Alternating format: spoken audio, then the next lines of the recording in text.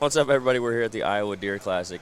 We were planning on having Warren over yesterday, but it was really, really busy for both of us. So if he stops by today, we'll make sure and interview him for you guys. But if not, we're at least going to go over the show, kind of what we've seen, what we like, and then we'll get out of here. So it'll be a little bit shorter of an episode if we don't get to talk to Warren. But either way, we like to record one up here for you guys and tell you what's going on. That way, if you're thinking about getting up here, you can do it, and I think it'd be worth it. So that's what we're going to get into on this episode of the Ridge Hunter Outdoors podcast.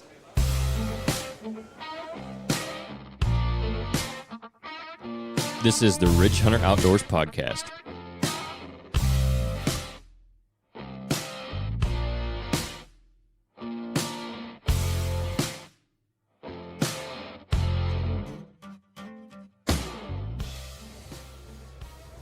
All right, so we're live from booth number 20 at the Iowa Deer Classic. We've got this nice countertop that Nate built for us. We haven't sold it yet. We haven't sold it yet. No, we've had a couple guys brag on it, so I was thinking about it. He surely wouldn't mind if I sold it and kept a profit. He can build another one. That's right. By next weekend, for sure. Get on it, Nate. That's right. No, we got the booth set up. It's been a really good weekend. We're busy yesterday. Friday was steady, and I assume today will be the same as Friday it normally is. But had a lot of guys stopping by, talking to. If this is your first time listening, guys, appreciate you tuning in. And it was good to talk to you. If we got to talk to you at the show, that's part of these shows that I like as much as anything, is getting to talk to the hunters and just meet people, and I'll not only network with the other booths and everything, but just talk to you guys out there. So it is a lot of fun. Yeah, we've had even a lot of people stop by and look at these sheds that Blake brought with him. Had some guys bragging on them too. Which he had scored, by the way. Yeah, that one set without the spread was 163 3/8. Mm-hmm. Excellent. Yeah, not too bad. That's about what you guys figured, wasn't it? Yeah. So official score 163 3/8. So 180 inch deer. I'm hoping to get on it after next year. That's a new permission property deer, right? Mm-hmm. Yeah. You guys doing some scouting on that right now? No. No? No. You're just hoping? Yeah. Okay. We will. Yeah. But been focused on other stuff right now, but we will do some scouting before too long. Right. We got Nate's biggest deer to date hanging up here, so if you guys were at the show, you got to see that 178-inch buck. He's a nice deer. We got him out here looking at everybody. Showcased. So that's right. It's showcased. If we'd ever kill any deer like that, we could put ours up. Too bad he's not in front of that 50 cal across the way there, by the way. Yeah, we're across from Black River. They've got some cool truck toppers, and then they've got one for a side-by-side, too, and they've got a 50 cal mounted on top of it, which is not available to buy, they've told us. Yeah. We tried. Bought it for his employees, that and 1,000 rounds, and told him to go shoot. Yep. And I asked him if he needed any more help or looking for somebody for a new job or something. Nice. Mm-hmm. How come we don't have one? One day. Yeah. One day, maybe.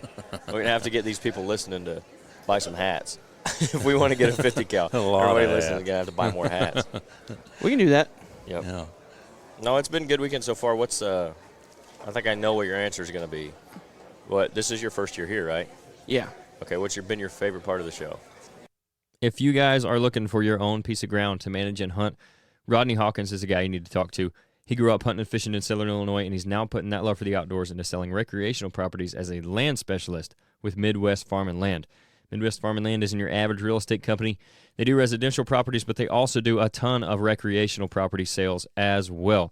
Rodney himself sold over $7 million worth of properties last year alone. They've got agents like him all over Illinois, so they're really a local company with a national reach. For more info on them, what might be available, or even getting your property listed if you're looking to get rid of one and maybe get into something else, you can contact Rodney directly at 618-925-3153, and he'll get you taken care of. He's also got his own company called RHO Outdoors that currently has products from Radix Hunting, Tactacam trail cameras, Camo Dust, and he's adding new stuff all the time. So if you're interested in any of that, go over to their Facebook page, RG Outdoors. Email them at rgoutdoors@yahoo.com. Or again, just call Rodney directly at 618-925-3153.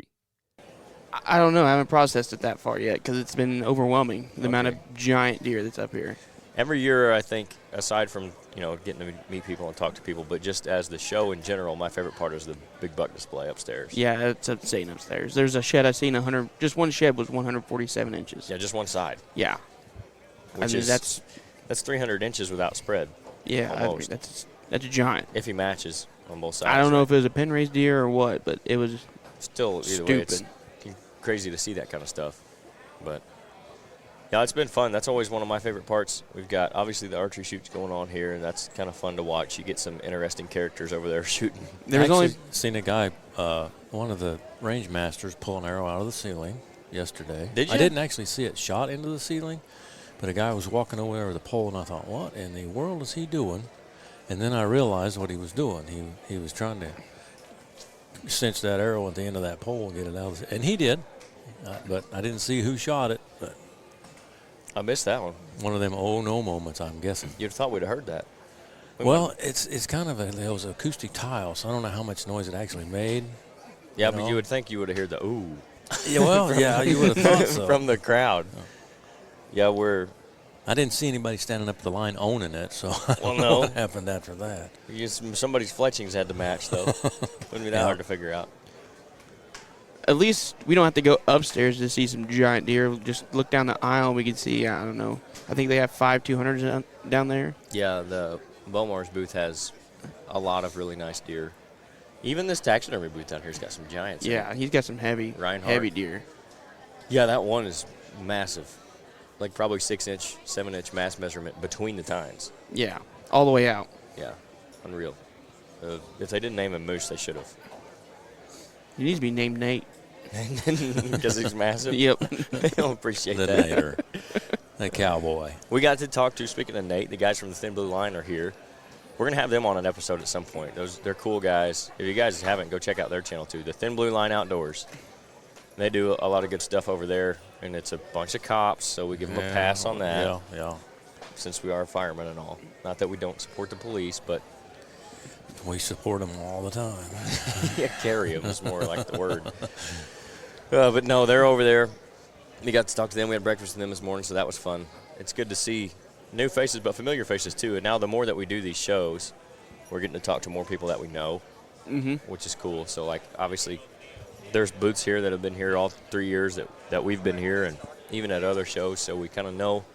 You can stop and talk to them. We got to talk to Chad from Cruiser Saddles. Shout out to the Alex and the Talk About It Outdoors guys for introducing us to him at deer camp last year. You got to go down there and meet him there, so it was cool to see him and talk to him. Just stuff like that. It's every year you get to see how it's such a big industry, but at the same time it's a pretty close-knit group with the people that there's always the outsiders that nobody likes. I mean, just it's the way it is. And they're kind of off. They do their own thing. But, like, if you're not a total jerk, I mean, everybody's pretty cool. Everyone we've talked to has been super cool.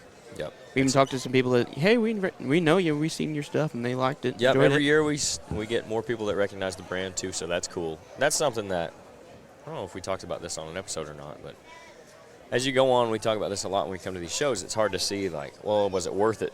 Because we're not trying to sell a bunch of stuff and necessarily make our money back. Of course, we have merch here just for people if they like it to buy or if they do know the show.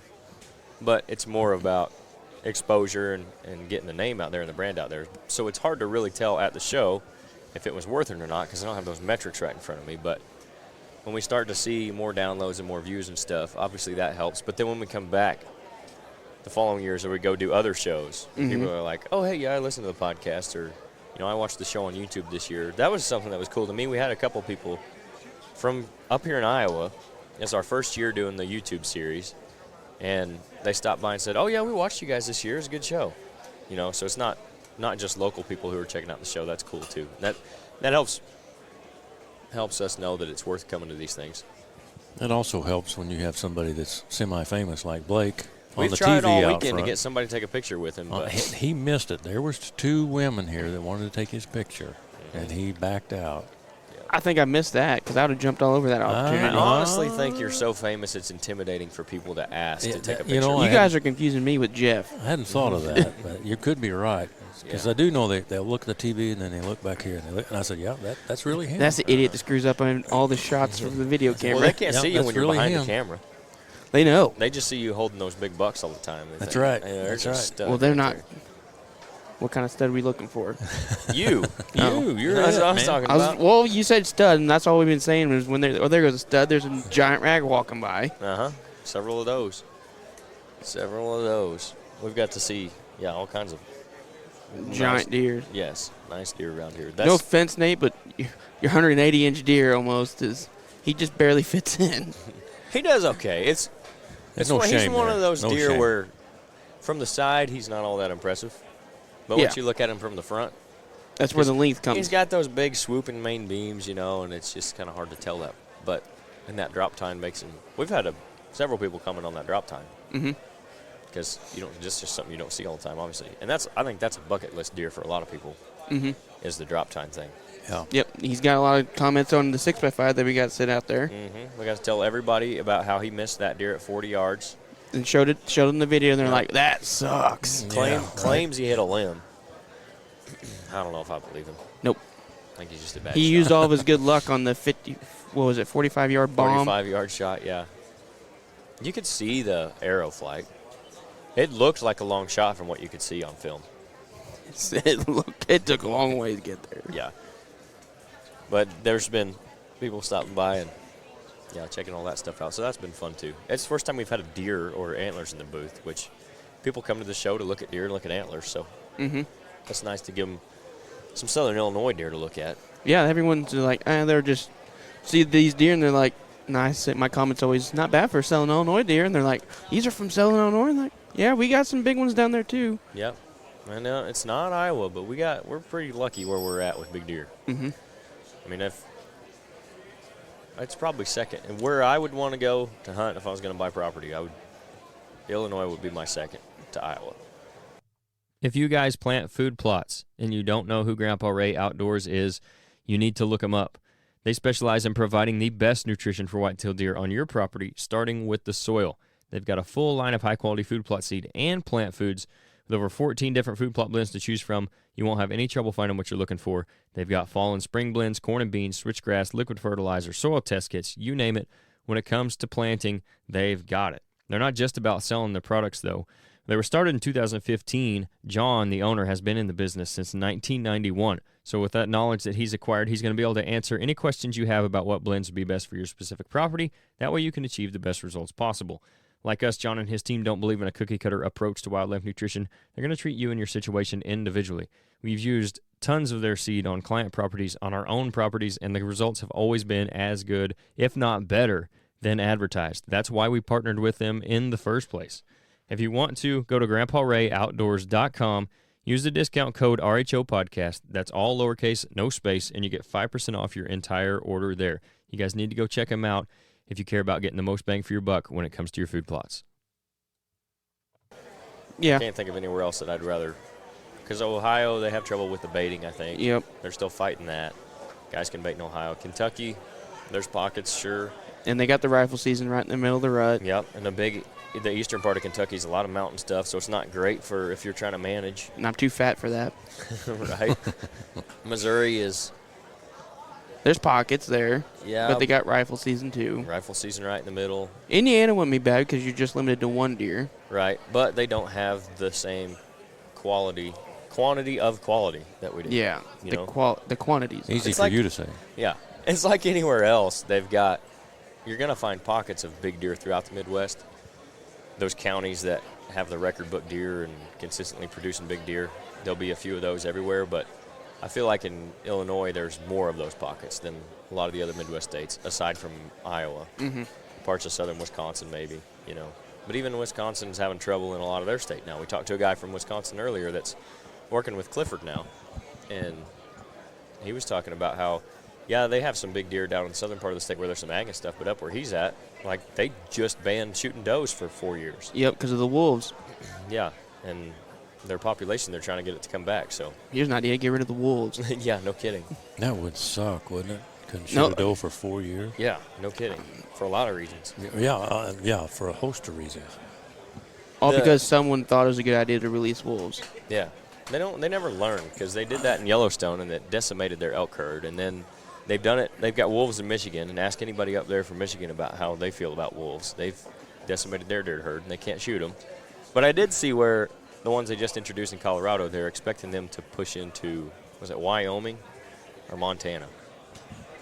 I don't know. They're expected to get into one of those where it's legal to shoot them here pretty soon, and I don't know how long they're going to make it. I wonder if how the many people out there have- are smart, they will kill them. I wonder how many have that you can't shoot have been shot. Well, even the people in Colorado, I'm not from Colorado and I'm not out there doing it, so I'm going to say it. If they're smart, they'll shoot the thing and not tell anybody. The 3 S's: shoot, shovel, and shut up. Exactly.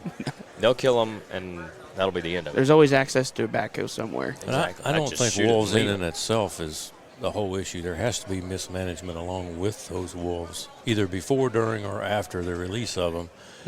You can use it as a management tool, but it has to go along with everything else you're doing. If you're just doing and trying to manage, and then all of a sudden you introduce wolves, I think that's maybe this issue that they just didn't realize, oh, these guys can decimate a deer herd. I'm not sure it's ever a great idea, because they're just so efficient. Destructive. Yeah, and they breed like dogs. Right. They have litters, and in no time there's packs and packs and packs of them. And it's not like they're out there. Same thing we talk about with deer, like when you're managing your property and trying to give them enough browse or enough food. They're not just going to eat, okay, I'm going to go out here and I'm going to have a snack, and I'm going to come back, because I only know I have, let's just say, 2 acres of corn to eat. So I'm going to eat. We'll eat this quarter acre this quarter of the year, and you know what I mean? They're just going to eat until they can't eat anymore and stop. The wolves are the same way. They're not thinking, okay, there's only 200 elk out here, so I better spread these out. If they could kill 200 elk in a day, they would do it. The off-season is upon us, and we all know that the path to success next season starts now. To consistently harvest mature bucks, you need to make the most of the upcoming months. And to do that, you need a solid plan. That's where we can help. If you guys want to improve your property to reach its full potential for wildlife, reach out to us about a consultation. We'll spend time getting to know your property and your goals for your deer herd, and use that knowledge to develop a wildlife management plan that will help make the most out of the ground that you have. You can contact us through our website or social media to get started today. I mean, if you get a pack of 10 wolves, they're 200 pounds apiece almost, aren't they? Like 180 to 200. Oh, yeah. They're big. So that's a lot of meat they got to go through. I mean, that's a deer a day at least. Yeah, I forget. They've got numbers out there how much they actually do eat a year and how many animals they kill, but it's an unreal amount. I mean, and they're it's so like good at it. 4 or 5 coyotes in one is what it is. Oh, yeah. Sometimes they'll just go kill them and then leave them. Mm-hmm. You know, it's like people want to get on to the hunters and stuff, all the anti-hunters, about how awful it is that we're killing these things, but at the same time they're like, well, protect the wolves and they're so great, and Mother Nature's way crueler than anything we do. ruthless. That's a fact. We're That is a fact. We're the best way out for a lot of animals, honestly. I mean, when you think about taking an arrow through both lungs and dying in a minute and a half, even At tops. even if you shoot them and you hit them bad and they run off and they die in hours, like, okay, that, or being broke down from the weather, tore down, and then eaten alive by coyotes. Have your Achilles attacked. Exactly. Or the bit western, off. Yeah. and out in the western world, bears and wolves and all that stuff. It's just, there's so many things out there that are worse for them than hunting. But anyway, that's a whole nother topic. But that's, yeah, I mean, we're back to what we were talking about. We're fortunate to be where we're at, I think, because outside of Iowa, Illinois' got to be Up there. Yeah, and if you talk to anybody that knows anything about it, at one time Illinois was the Iowa. Mm-hmm. Before politics got involved. Exactly. And if we had the management principles that they have from a state level, because we can do what we can do as private landowners, but not everybody owns private land, and not everybody that owns private land is... On board. They go Exactly. out there and hunt and have fun, which is nothing wrong with it. Or it's property that's leased, and the people who are leasing it can't do anything, or it's permission property, and the people that have permission can't do anything to benefit the deer herd. They're just hunting it, and that's all they can do. And it's no fault of their own, but it's stuff like that where the state could make up the difference. And at that point, we could be similar to Iowa again, in my opinion, because we have the habitat, we have the agriculture, Genetics. we have the genetics. It's all there in a lot of parts of the state. Just, Money gets in the way. yeah, money's everything, Yeah. especially when you're talking that politics. But again, another topic for A different day. Yeah, we've talked about that several times too. So Yeah, we touch on it a considerable amount of time, and that's okay. maybe someday someone will listen to us on it. If you don't know which way we were swinging, Let's not get into that. Whoa, now. We're not talking about preferences or anything. Time out. What preference are you talking about? You're talking about swinging over there. I don't know. Swinging the bat to the right. Okay. We'll go with that. Anyway, it's been the show so far. It's been a good show. We appreciate everybody that stopped by and talked to us. We're going to be at the Illinois show next weekend, so if you're going to be there, I think it's 322 and 324. I'm not 100% sure of that, but we'll be somewhere around the 200, 300 aisles down there. We'll have a couple booth space open. We'll have more room to even to talk to people, so make sure you swing by and talk to us. We'll have the hats out there for sale, and we'll get to talk to you guys and meet everybody, and we'll do an episode from there as well. I think Nate's going to make that one. So it'll be fun. I'm looking forward to that one. It'll be our first year there. We've heard from people that have been there that obviously it's not Iowa, but it's still a really good show. So More local people. yeah. I know some people that back home that's going to make the trip up there because they never been. And I was like, hey, absolutely go. Yeah, for sure. It'll be cool, and too, to talk to the Illinois people, the guys that are from Illinois, since we're from down in southern Illinois. Because obviously a lot of these people are Iowa, Wisconsin. We're getting some Nebraska people. Kansas people. And it's cool because, like you said, sometimes they're kind of surprised that we're not from Iowa with the deer that we have displayed here. But I think it'll be nice to also meet a lot of people from our home state. Yeah. So does that still mean Blake's regionally famous? Between Blake and the region's Cowboy, are growing. we region? Yeah, I was kind of wondering how big the region is. See, we'll have to get into some Western hunting before we can say we're national. He's Okay. nationally famous. All right. Okay. You know, So they don't necessarily know Blake and the Cowboy out farther than Nebraska? they probably know Nate. They definitely know Jeff. Hey, everybody, I appreciate you tuning in for another episode. If you don't already, go over to Instagram and Facebook and give us a follow at Ridgehunteroutdoors. We also have a private Facebook group called Ridge Hunter Nation where you guys can have some input on the show. You can ask us questions. You can ask upcoming guests questions. You can tell us who you want us to have on and what you want us to talk about. And on top of all that, just use it as a regular hunting group. Share your stories, your success, pictures, your failures, whatever it is. That's all at Ridge Hunter Nation on Facebook. Our website is ridgehunteroutdoors.com. That's where you're going to find more info on the consulting and management services that we provide.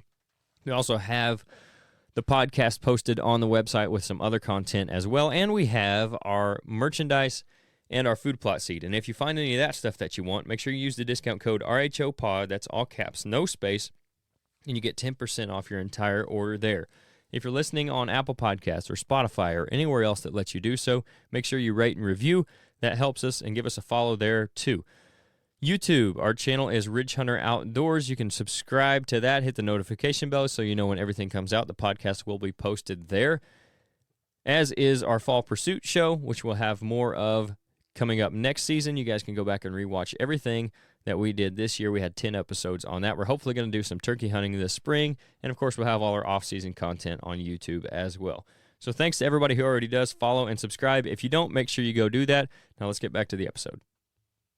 Well, now that goes without saying. Yeah, they definitely know Jeff. But yeah, Nate probably they know him too. But I don't know about Blake. Everyone knows Nate. Yeah, we'll get your name out there sometime. I mean, there is a Cowboy. Blake Garrett. We're growing the region. The Blake Garrett is out there. It's just not me. No, you are the Blake Garrett. No, there's only one, as far as I'm No, concerned. there's two. I only know one. Yep. And he's semi-famous. Yeah. The other guy just a wannabe. You can't tell Sure. me if people look at that TV and then they look at you, they don't realize, hey, I've seen that guy on TV. I reckon. We can think that. You're on TV. You're on TV. Literally dude. right now. Yes, Yeah. right in front of us. One of your deer that so this video was playing, and if you guys don't know, which episode is this? Move that cursor for just a I second. think it's at 4.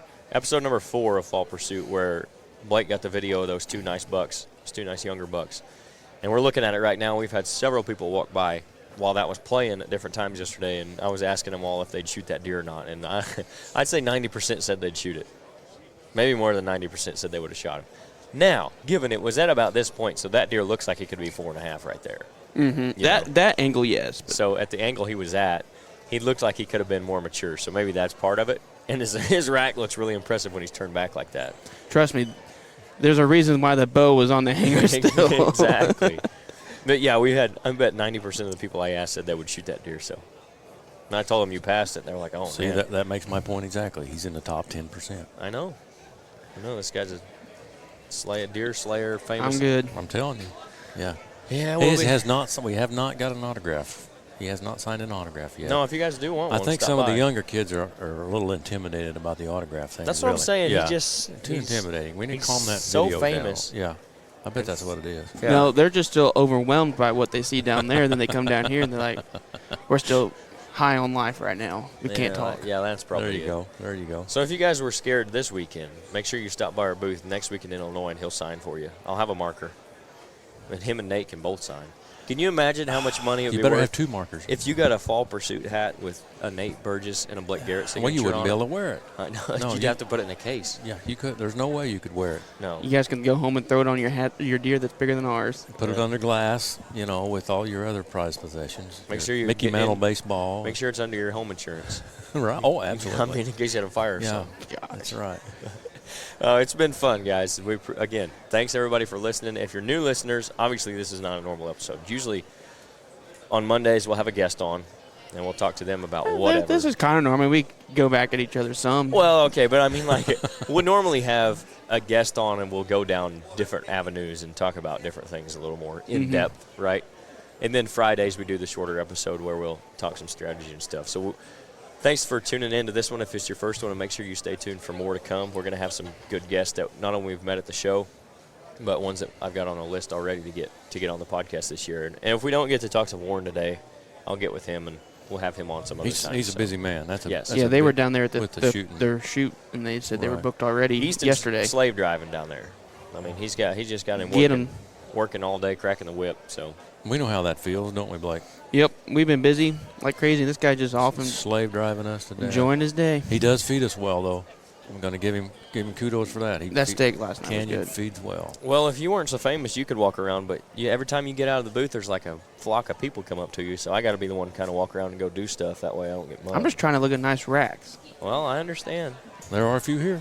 Yep, there's several down there. So, anyway, thanks everybody for tuning in. Like I said, if Warren does get away and we get to talk to him, we'll bring that to you. But if not, we'll catch you on this Friday's episode of Full Draw Friday.